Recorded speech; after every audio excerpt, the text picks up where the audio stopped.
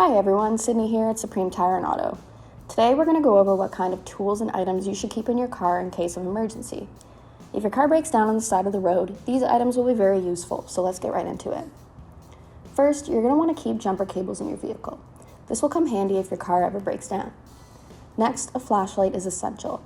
It will come in handy for doing work on your vehicle or if you ever get stuck in the dark. In addition to jumper cables, you will also want to have a few essential tools at your disposal. These include a wheel torque, a tire pressure gauge, a flathead screwdriver, and even a torque wrench. In case you get stuck in cold weather, it's also very important to have a smaller foldable shovel, a snow brush, and work gloves. Next, everyone should be keeping a small first aid kit in their vehicle just in case someone ever gets injured. And if you're looking for items that will help you in a pinch, zip ties and duct tape will do the trick until you make it to an auto body shop. If you keep all these items in your vehicle, you will be completely prepared for an unplanned vehicle breakdown on the side of the road. Stay safe, everyone.